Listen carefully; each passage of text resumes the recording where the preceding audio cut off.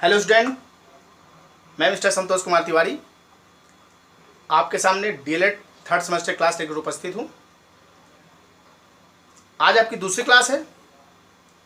पिछली क्लास में मैंने बताया था आपको कि किस प्रकार मुस्लिम शासकों का भारत पर आगमन हुआ और उन्होंने किस तरह अपने साम्राज्य को स्थापित किया,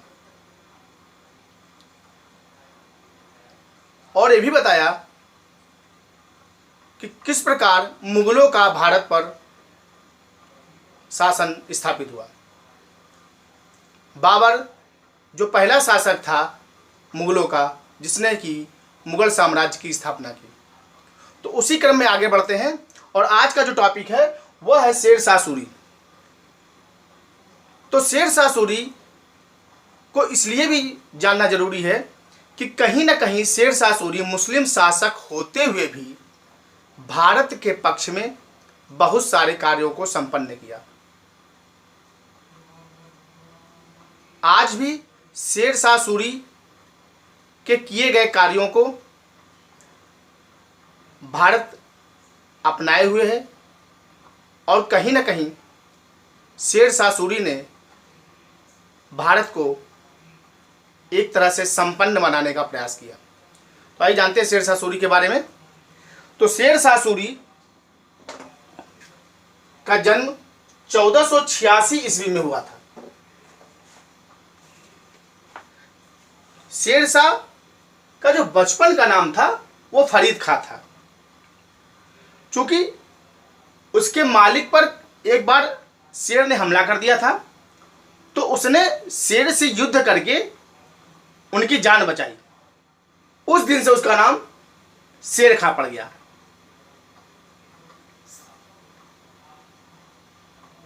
फरीद खां अपने पिता की जागीर की देखभाल के लिए सासाराम में रहता था और उसी की देखभाल में उसने सैनिक कुशलता को भी प्राप्त किया। शेर शाह ने सबसे पहले बिहार शासक के यहाँ नौकरी की और वहीं से शासन संबंधी नीतियों को सीखा। शेर खां ने बिहार पे अपना प्रभाव स्थापित किया और संपूर्ण बिहार का एक दिन शासक बन गया। अब चूंकि उस समय मुगलों का राज्य था, तो बाबर के पुत्र हुमायूं भारत का शासक था। तो शेर खां ने सोचा कि क्यों ना भारत राज्य को अपने अधीन में लिया जाए। इसलिए उसने अपना सैन्य साम्राज्य को बढ़ाया और सैन्य संगठनों को मजबूत किया। क्योंकि बाबर की सेना में रहते हुए उसने मुगलों से सैन्य संगठन के बारे में सब कुछ जान रखा था। अतः 1540 ईस्वी में चौसा के युद्ध में उसने हुमायूं को पराजित किया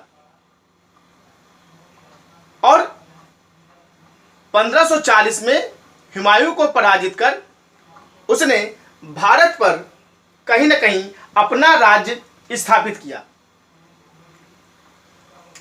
चूंकि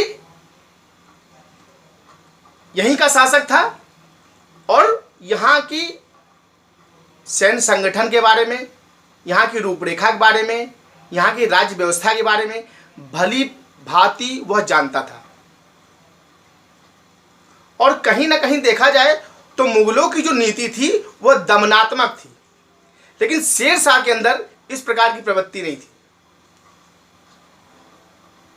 वह राज्य के लोगों का हिमायती था और राज्य के लोगों के लिए हमेशा कुछ ना कुछ करता रहता था। इसलिए कहीं ना कहीं उसको सैन्य संगठन बनाने में ज़्यादा आसानी हुई, ज़्यादा कठिनाइयों का सामना उसको नहीं करना पड़ा। तो आइए जानते हैं कि उसका सैन्य संगठन किस प्रकार का था। तो सबसे पहले आते हैं सेना का संगठन। तो सैनिक शक्ति बढ़ाने के लिए उसने अपने सैन्य संगठन को नियंत्रित किया और सैन्य संगठन को बढ़ाने का प्रयत्न किया, जिसमें उसकी नीति कामयाब हुई। दूसरा पॉइंट है डाक चौकी की व्यवस्था। तो डाक चौकी से तात्पर्य है कि सैनिकों के लिए समय पर सारी सुविधाओं का ज्ञान, सारी सूचनाओं का ज्ञान किस प्रकार आसानी से मिल सके, इसलिए उसने डाक चौकी की व्यवस्था की और डाक व्यवस्था के लिए उसने इस प्रकार का कार्यक्रम प्रस्तावित किया जिससे कि आसानी से किसी भी संदेश को पहुंचाया जा सकता था। अब आते हैं थर्ड पॉइंट, अधिकारियों को नियमित वेतन। तो मुगलों के काल में इस प्रकार की नीति नहीं थी, लेकिन चूंकि यह पहले सेना में एक सैनिक के आधार पर कार्य करता था, इसलिए उसको पता था कि सैनिकों की कौन कौन सी आवश्यकता होती है, उनकी आवश्यकताओं की पूर्ति किस प्रकार होगी। तो इसलिए कहीं ना कहीं इसने इस बात का प्रस्ताव रखा कि सैनिकों को उचित वेतन दिया जाए और जिससे कि उनका भरण पोषण हो सके। इसलिए उसने अधिकारियों को नियमित वेतन देने की बात रखी। नेक्स्ट पॉइंट, राजा से मिलने का अधिकार। शेरशाह सूरी ऐसा शासक था जिसने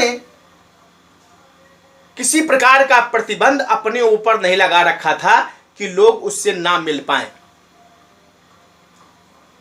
मेरा तात्पर्य यही था प्रतिबंध करने का कि मतलब किसी प्रकार का कोई प्रतिबंध अदर व्यक्तियों के पास नहीं है कि जो उससे नहीं मिल पाए, यानी सीधे वहां के जो लोग हैं जो उस राज्य में रहते हैं वह सीधे राजा से मिल सकते हैं और अपनी बातों को राजा से बता सकते हैं।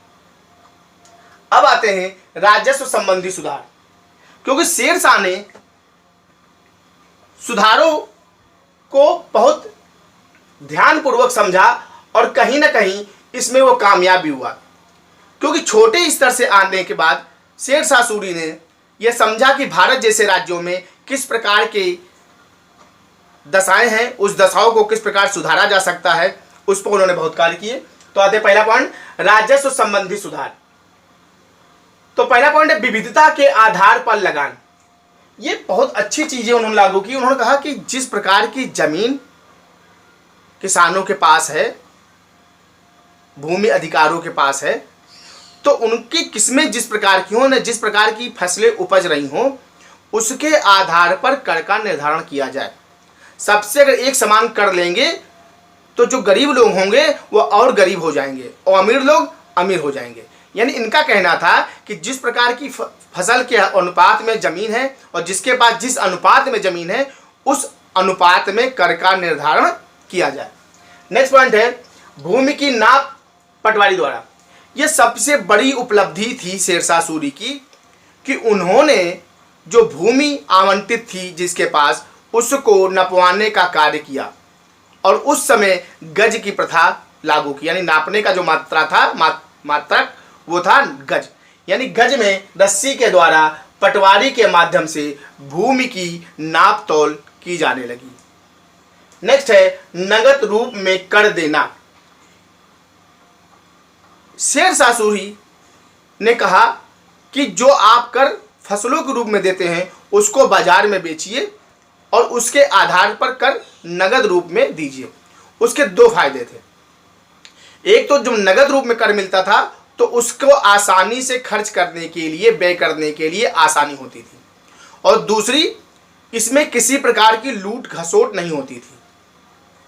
यानी कर जो फसल आपने उगाए हैं उसका उचित दाम आप प्राप्त करिए बाजार से और उसके बाद उस मुद्रा को हमको कर रूप में दीजिए। ये नहीं था कि औने पौने में फसल को हम खरीद लें, उससे हम कर का निर्धारण करें, लेकिन वह चूंकि किसानों का हिमायती था इसलिए उसने कर की व्यवस्था नगद रूप में रखी। चौथा पॉइंट था अकाल तथा संकट काल। मतलब अकाल और संकट काल में उसने इस बात को रखा कि किसी भी किसान को या किसी भी जो जमीन के हकदार हैं उनको इसमें कर ना लगाया जाए और उसकी जो क्षतिपूर्ति हो, उसका जो नुकसान हो, वह कहीं ना कहीं सरकारी राजस्व के द्वारा भरा जाए। यानी अगर अकाल आता है, किसी प्रकार का संकट आता है, अगर फसलों को बर्बाद हो जाता है तो उसमें किसानों पर कर ना लगाया जाए और उसकी क्षतिपूर्ति भी जो है, जो किसानों की क्षतिपूर्ति होती है, वो सरकार पूरा करे। नेक्स्ट पॉइंट है रवायती व्यवस्था। रवायती व्यवस्था से तात्पर्य यह है कि राज्य और किसानों के बीच सीधा संबंध स्थापित किया, यानी किसानों और राज्यों के बीच सीधा संबंध स्थापित किया, जिसे हम रवायती व्यवस्था कहते हैं। इसको नोट कर लीजिए आप लोग, अंडरलाइन मैंने इसलिए कर दिया जिससे कि यह कभी कभी आता है कि रैयतवाड़ी व्यवस्था क्या है। इसका तात्पर्य है कि राज्य और किसानों के बीच सीधा संबंध था। जैसे आजकल हम कोई चीज़ बेचने जाते हैं तो जैसे आपने देखा होगा मंडी समिति है, इस टाइप से उस समय किसानों और राज्यों के बीच रैयतवाड़ी व्यवस्था रखी, जो कभी कभी क्वेश्चन ऑप्शनल क्वेश्चन में आपके सामने आ सकता है। नेक्स्ट है पट्टा व्यवस्था। तो पट्टा व्यवस्था से तात्पर्य था कि किसान द्वारा प्राप्त भूमि के विवरण के आधार पर उन्हें पट्टा दिया जाता था, जिससे लगान की दर भी लिखी होती थी। यानी पट्टे के आधार पर एक पट्टा होता था जो लिखित आधार पर होता था, जिसके आधार पर किसान अपना कर देते थे। यानी उससे कहीं ना कहीं उनका निर्धारण होता था, जिससे कि कर की व्यवस्था आसानी से हो सकती थी। तो कहीं ना कहीं शेरशाह सूरी ने अपनी राजस्व को बढ़ाने की व्यवस्था की और कहीं ना कहीं इसमें कामयाब भी हुए। अब आते हैं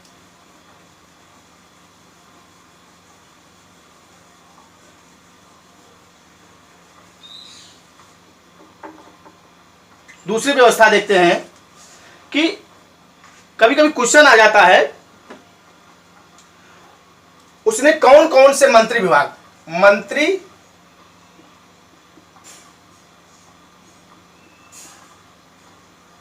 विभाग।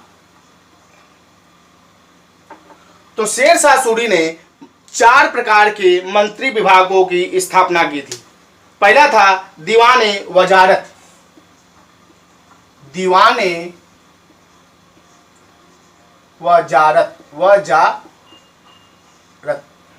पहला पॉइंट। दूसरा था दीवाने आरिज।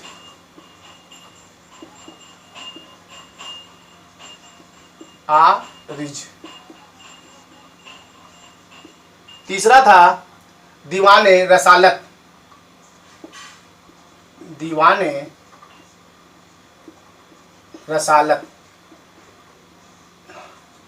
और चौथा पॉइंट था दीवाने ईसा।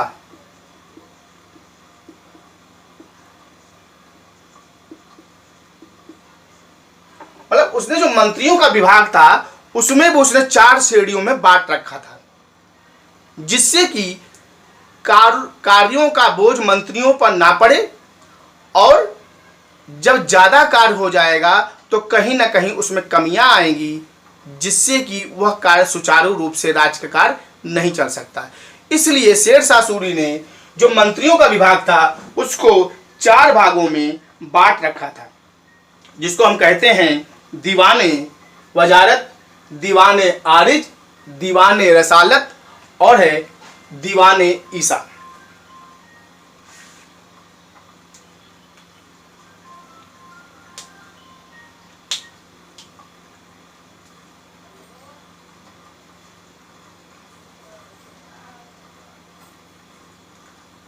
अब आते हैं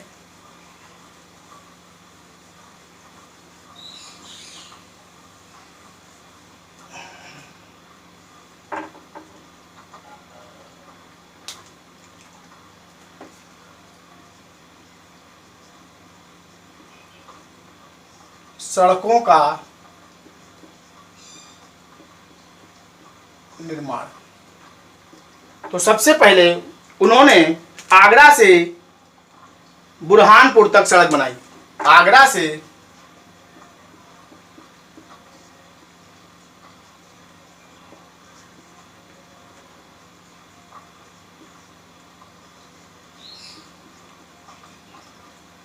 से बुरहानपुर तक, नोट कर लीजिए इसको। दूसरा है आगरा से जोधपुर और चित्तौड़। आगरा से जोधपुर और चित्तौड़, जो कि सबसे बड़ी उपलब्धि थी शेरशाह सूरी की। सड़कों का निर्माण सर्वप्रथम शेरशाह सूरी ने किया था। तीसरा पॉइंट है बंगाल से दिल्ली तक, बंगाल से दिल्ली तक, जिसको हम grand trunk, grand trunk, grand trunk के नाम से हम उसे जानते हैं, जिसको हम जीटी रोड के नाम से जानते हैं, जिस पर आजकल हम चल रहे हैं। और चौथा है लाहौर से मुल्तान तक।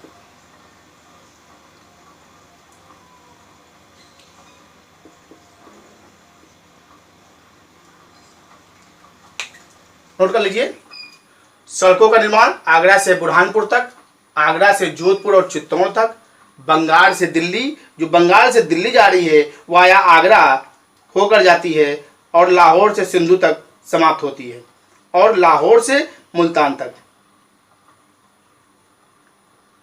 नोट कर लीजिए। और पांचवा पॉइंट है एक अलग से पॉइंट कि चलने वालों के लिए या राहगीरों के लिए, राहगीरों के लिए 1700 सरायों या सराय लिखे का निर्माण, यानी जो पैदल यात्री हैं जो चल रहे हैं उनके लिए पूरे भारतवर्ष में 1700 सराय का निर्माण कराया, जिसको हम धर्मशाला के नाम से भी जानते हैं, जिसमें जो लोग चलते हैं और रात बिताने के लिए रात में सरायों में रुकते हैं। तो हम कह सकते हैं कि कहीं ना कहीं शेरशाह सूरी ने भारत में अपनी छाप छोड़ने में कामयाब हुए, जिसको कि आज भी भारतवर्ष उसका उपयोग कर रहा है, उपभोग कर रहा है। तो कहीं ना कहीं शेरशाह ने भारत को एक समृद्ध राज्य के रूप में बनाने का प्रयास किया। तो आज क्लास यहीं खत्म होती है, नेक्स्ट क्लास फिर मिलेंगे। Thank you.